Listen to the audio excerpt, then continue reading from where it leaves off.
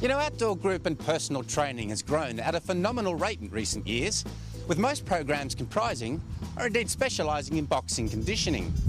But what if you wanted to take that training to the next level, where you can not only learn boxing skills, but also test them in the thrill of competition?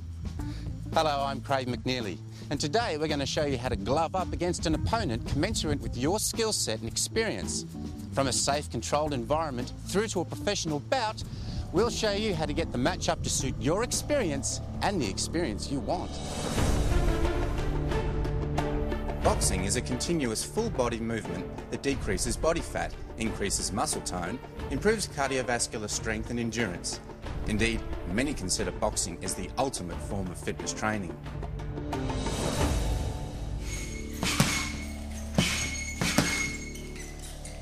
The first thing to do is get fit. A good place to do that is at a boxing academy. I'm here at Strong Arm Academy in Sydney South to do one of their conditioning classes. So come on, let's glove up.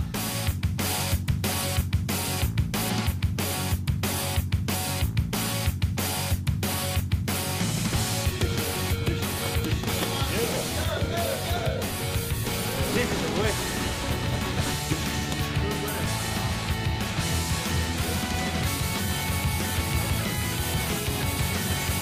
Okay, so you've been training for a while and your body is conditioned to last at least a few 3-minute rounds. You're almost ready to step into the ring. But where do you learn the necessary boxing skills and techniques required to face an opponent? And where do you do it without fear of injury? Well, Strong Arm Boxing Academy offers something very unique. It's called boxtag, a revolutionary new way to box without fear of injury. After students undertake a compulsory beginner course, they are matched with opponents of equal skill set and fitness level. Each contender is fitted with lightweight body armour, headgear and foam-filled gloves, all of which is fitted with wireless sensors that record where the strikes are made and with how much force. Boxtag's scoring system adds another safety element to the sport. For example, if the sensor records that a punch is too hard, points can be deducted and the perpetrating fighter can be disqualified. Also, there's more points for hitting to the body rather than to the head.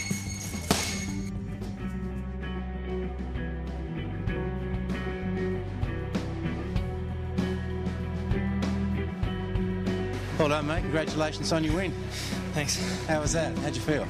Tough. Was it? It's tough, yeah. He had you in the last there working you pretty hard. Yeah, he came out hard and I was just trying to run away. I didn't want him to hit me. I didn't have enough energy to get him back, so just had to use my legs. Oh well, you got there in the end. Yeah, just. How long have you been doing box tag? About a year and a half now. Year and a half. You enjoy it? Love it, absolutely love it. Box tag training programs and competitions are regularly scheduled. For those outside of Sydney, a training DVD is also available. Well, there you have it, an exciting new way for just about anyone to experience the thrill of competition without the fear of injury. Now, for those of you who are ready for the next level, while still maintaining some degree of safety, then perhaps amateur boxing is for you. In order to become an amateur boxer, you first have to find a club to represent and then register.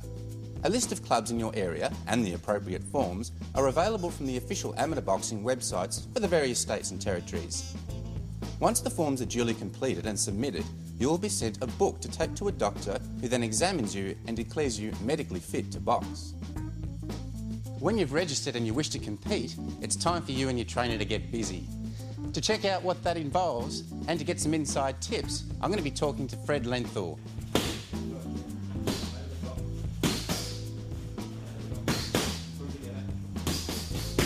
All right, mate, now, those outside the boxing fraternity may not be aware that you were awarded an Order of Australia Medal in 2007 for your contribution to boxing. What was that honour, receiving that honour like? It was... I felt very gracious to receive that and some recognition for the some 50 years I've spent in boxing. 50 years.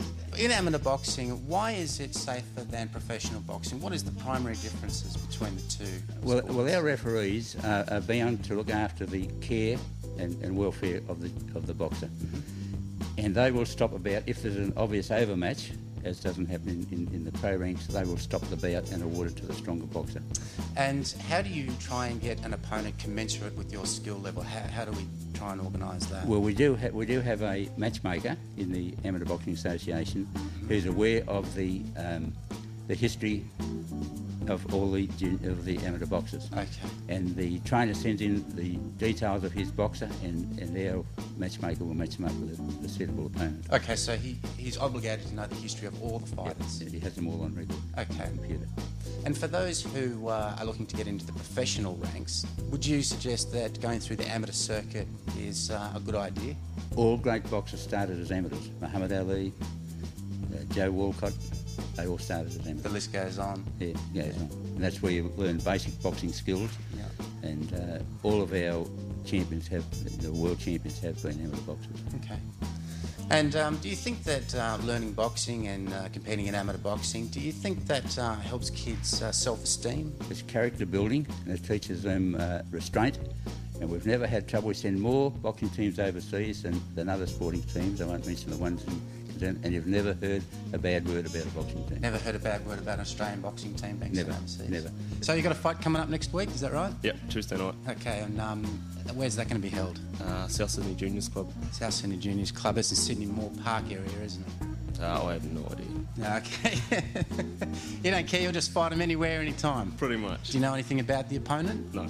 No? You just know he's in the same middleweight division and he's just in there to do the business like you are? Yep. How young are we allowed to compete in amateur boxing? I know it's different in the various states. New South Wales, you can't compete until you're over 14. 14 years of age. 14 years of age.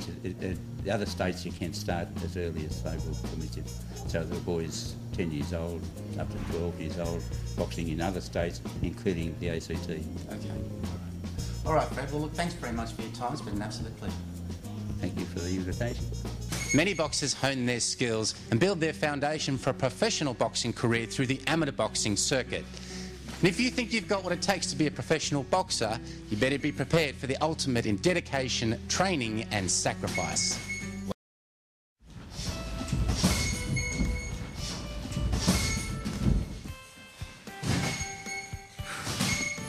Well, there you have it. From conditioning to competing at any level, you can enjoy boxing as part of your overall exercise routine, a sport or a profession. I'm Craig McNeilly. Thanks for watching. See you next time.